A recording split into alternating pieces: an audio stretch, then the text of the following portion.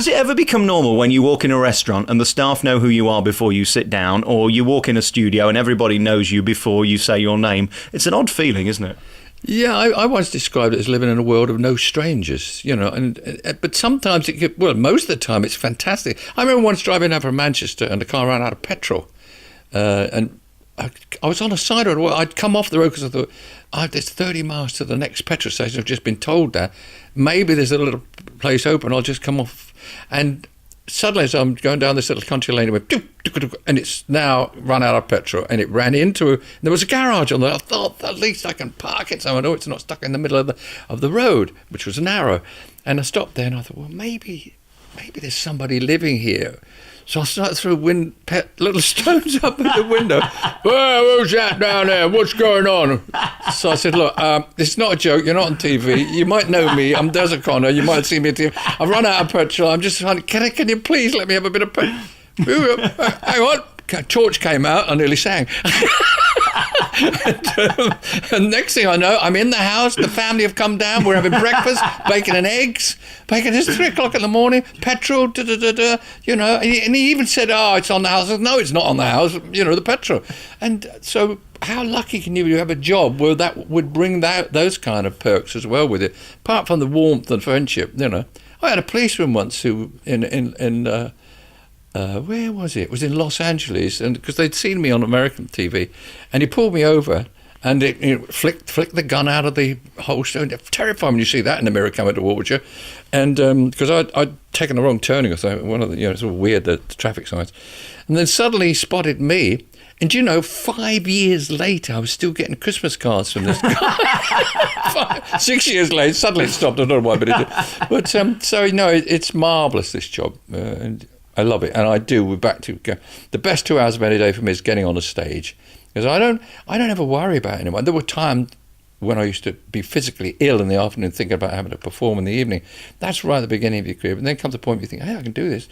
Not only I can do it, I'm looking forward to it. Not only can I'm looking forward to it, but it'll be different tonight, and I'm just as excited as they are. So it's I'm doing the right job. For me. And nobody can catch you out, really. Nothing could go wrong, could it? If the lights went out, you'd still carry on. It happened to me at London Palladium. Where Lena Horne was top of the bill. And suddenly, I remember Arthur Worsley. I'd come off, and Arthur Worsley was on trying to do his act. He was a ventriloquist, Arthur, with his little dummy. And suddenly, what's going on? Over the tannoy, I could hear, that sounds very strange. So I went down to the side, and he said, he's in problem. We've got trouble with the mic. And suddenly, everything went black. And he said, quick, get out there. And give me a torch. And I'm saying to him, right, I said, they're looking for a shilling for the meter. I don't know, nonsense. And he had to go, he'd have got a hernia trying to talk through a dummy with no microphone. so he left and he went. And I'm on there, and Lena Horne went. I think I did an hour and 30. We were the only show in the West End. The whole of the West End had gone on a power cut that stayed open, and Leslie McDonnell sent me a crate of champagne at the end of that. And of course, talking of humour and jokes, you yourself have been teased over the years, especially by people like Morecambe and Wise. Did that ever bother you? And I used to send my own insults to them. I used to write them. No, honestly, I did. People would think, they would come to me and say, did you hear what he said about it? And I thought, I can't tell you, I sent him that joke. And I used to say, like, Des O'Connor's got a one-man show. Let's hope 2 turn up next time. And, he's become a limited company, so he should. He's a limited performer. And I used to send these jokes to them, and then they would do them on the screen. But when other comics, this is what you were just saying, when other comics started to insult us, it wasn't that funny. It wasn't funny to the public, and I didn't warm to them. I never minded what Eric said about me, because we just got on well, and we were chipping each other, and having a laugh and having fun together. But I never went back on TV, and you don't do that. Not that I wanted to. I just was enjoying it. Looking back now, I think it probably did me one of the biggest favours ever. And when was your big break then? When was the moment that you realised, I think I'm going to make it? I don't know whether it was. I knew from day one. I used to fib to my mum and dad. I lived in Northampton. We were in Northampton. I used to say, I've got a royal show. Oh, have you? When's that? 3 years' time. They didn't know, Mum and Dad. It's a long time. I said, yeah, but, they have to book these things. And then I'd say, I've got a TV series. Wow, Dad, come in. Harry, come in. He's got a TV series. Tell your dad. So I've got, when's that, son? Year after next. And then I'd have to make those lies come true. So they weren't lies, they were reality. They were just stretched a bit. So I think I've always believed enough in myself to say, well, one day, you know, but I don't rush and just get a little bit better, get a little bit better. There have been disappointments along the way. You know, I thought I was going to get Sunday Night London Palladium and I didn't get it. But, you know, it's disappointment I kind of used as a stepping stone to something else and to build that that thing inside you that says, come on, you can do this, you know. There aren't many stars who make it in America, and you're one of the few who were successful. A lot of people go over there and try. They might be on TV for a few weeks, but they're pulled. I noticed on David Letterman, he mentions you at least once every couple of months still, and you haven't been on for a while. It's fascinating the impact you made over there. Yeah, well, I was fortunate because it was a two-pronged thing. I went there to do as an entertainer, and I did that because they'd seen me at the London Palladium. Then while I was out there doing the interviews for the show, which went all around the world, it went to 44 countries in the world, that show. Lord Lou Grade now. He could have sold ice lollies to the Eskimos, and he was selling all these shows all around the world. So I did that. And then when I was doing the promotion for that, we were getting lots of laughs. And my people, like Cyril Berlin and my press agent at that time, said to me, why are you that funny at home? You're not that funny at home. Why is it you're funny? I said, well, there's no script and there's not a clock I've got to keep my eyes on, because to do 4 minutes of humour, you can't be creative while you're watching a clock and trying to remember the jokes you're going to do. But just to be able to relax like we're doing now, not a word of this rehearsed, I promise you, folks, just do it and say it, whatever. That was funny. So when I came back, I wanted to do the talk show. And on that first series was David Letterman, Jay Leno, Gary Shandling and Jerry Seinfeld, all who now have bought America. But, you know, so somewhere along the line, and I think it's something they say, humour doesn't travel. I think somewhere along the line, it's not a case it doesn't travel. Maybe the choice of it is not correct, or the actual words. You know, pavement becomes sidewalk, and chemist becomes pharmacy, and things like. You just got to do your homework before you go and speak a little slower and sound just a little bit more English. And the Americans, my God, I love that guy. I think he's great. They liked it, the Americans. It was simple. It wasn't slick and sharp and cute, my God, and all. It was, you know, it was very relaxed and honest. And that's the DVD that I'm bringing up. That's the series that the Americans just absolutely loved out there. We've got a lot of British stars on that. And Liberace. I don't know how you got on that first series, but you did. So, all in all, I've been in the right place at the right time and got the right results. So there is a degree of luck, but there's also a degree of knowing what you're doing. You only need to say your first name and everybody knows who you are. Yeah, well, my mum was very cute, you see. She didn't call me Elvis, but that was a good example. But I think when they just do say your first name, there's a kind of a warmth about it. Yeah, I get called Dezo in Australia. Hello, Dezo, how you doing, mate? Well, I'd say at least it's half my name, Des O'Connor. And of course, we were talking earlier about you being a funny man. And of course, the ladies, I mean, everybody loves you. The ladies just think you're delicious. Can you laugh women into bed? Can I personally, or can it be used? What are you asking for, young Belfield? I once said to Les Dawson, because he was the very first interviewee on Des O'Connor Tonight, and I said to Les Dawson, I said, now, I have this theory, and it was a similar question to what you just put to me, that humour is a kind of an aphrodisiac, and that, you know, it can work with the ladies. And I wonder what he was going to do. He said, well, let me put it this way. He said, I've only ever had one woman outside of marriage. She was a suffragette, and she was chained to the railings at the time.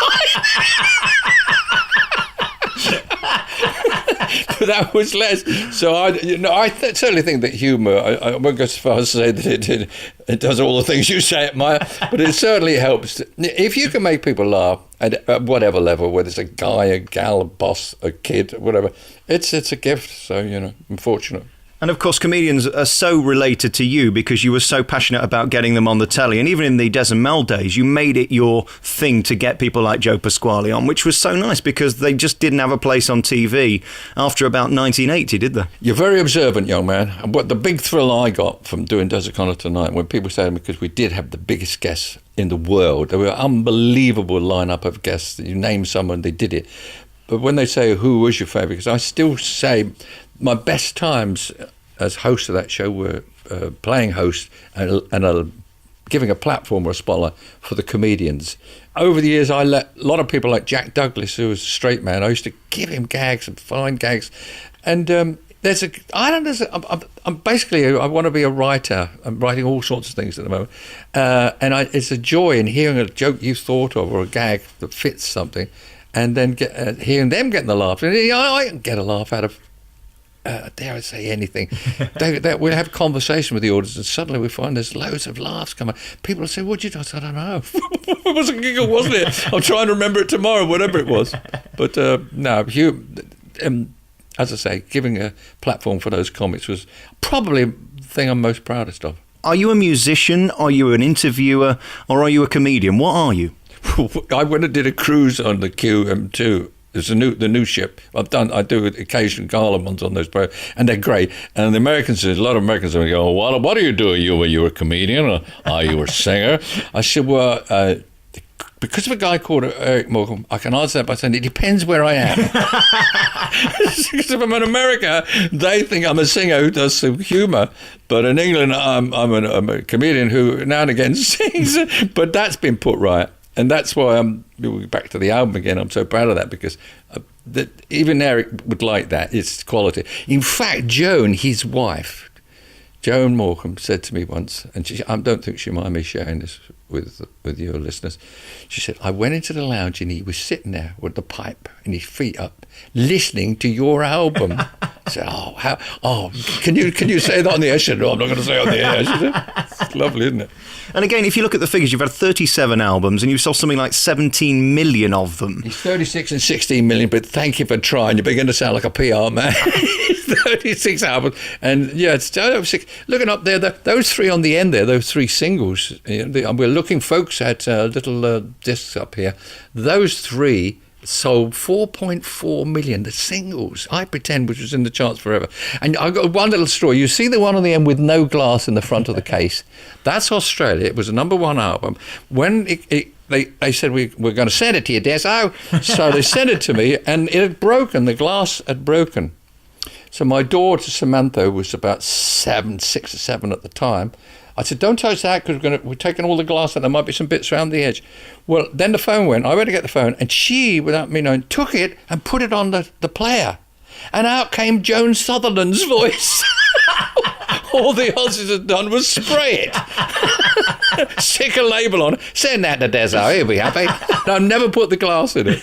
There's no greater insult, is there? No, well, she was a good singer, but sounded like a cat with a hernia if it was me, So I remember when I was asked to go to Las Vegas the first time, Helen Reddy, again Australian singer, said, "Yeah, we will have him on the bill as much support. You should do the first 45 minutes of the show." "Yeah, I'll have him on the bill." She said, "But I don't want him singing." So we said no. So then Checky Green, an American comedian, wonderful American comedian, he said, "Sure, you can come on the show, but just singing, no jokes." And this was going on. Then I got booked with the Carpenters, and then sadly Karen Carpenter was taken ill.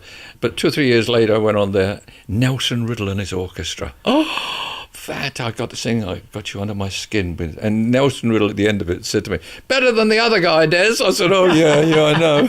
Mr. Sinatra would be thrilled to hear that. No, it's been a good ride so far. It hasn't finished yet. And some very, very quick questions. Where's your favourite venue so far? Well, it has to be the Palladium, because, I've got, again, there's a plaque up there. And I showed you the date on it. It does say 1,000th performance at the London Palladium. 1,000th solo performance, not in a show, solo performance. And that's dated December the 5th, 1972. That must be older than Methuselah. But I've been there so many times. It's wonderful. It's great to play the MGM Grand in Vegas. It's great to play the Opera House in Sydney, the O'Keefe Centre in Toronto, and I'm big in Kuala Lumpur. And your life now, of course, is just brilliant. You've got your daughters and your new son, who you're just so proud of, and your house is full of him, isn't it? Oh, yeah, everywhere, every room. We used to have wallpaper, now we've got little, it's this Adams Academy, Art Academy, and as you can see, there's a set of drums there. There's a piano here, which he's had a piano lesson this morning. He sings fantastic, he dances. His mother's a wonderful singer, Jodie. You often, because I'm not a kid anymore, and you think, I just hope I'm around long enough, but then I look at, to see him grow up and do the things I think he can and possibly will achieve.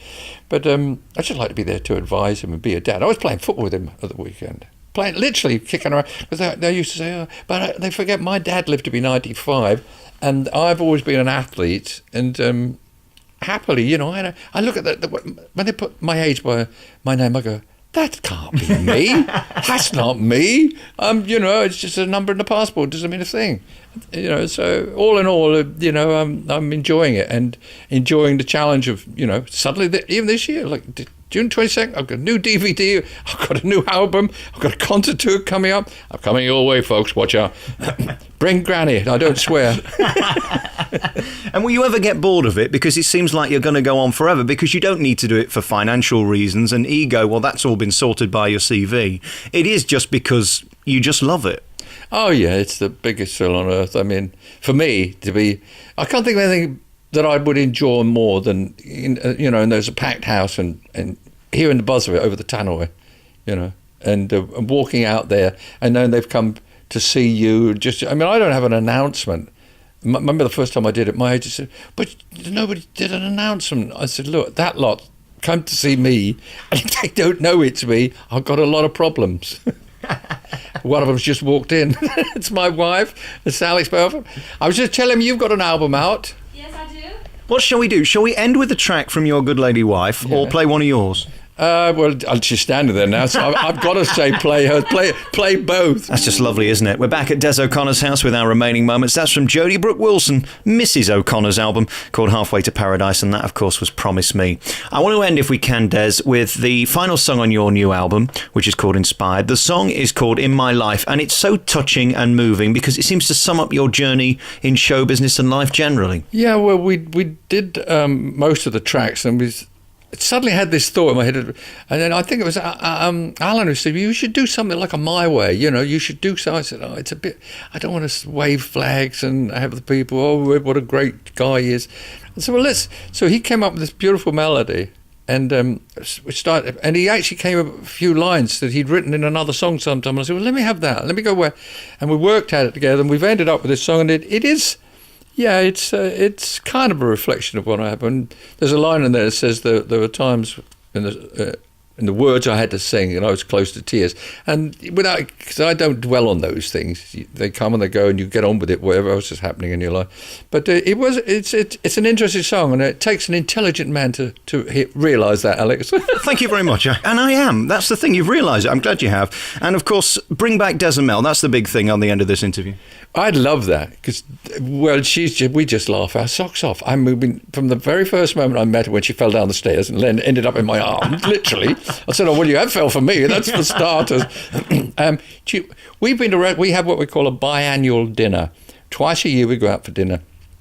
And every time we've been told, can you keep that down? And we will never stop laughing. This is true. I heard someone say, we were laughing so much, and I heard the waiter say, what will you have? And this guy said, I'll have what they're having. It was just like Harry, was it when Harry met Sally, what it was. But I would love that to come back because it was genuinely, honestly, completely, genuinely spontaneous. There was no script. We didn't have a script. You'd have to have lines which was leading in and out of certain things.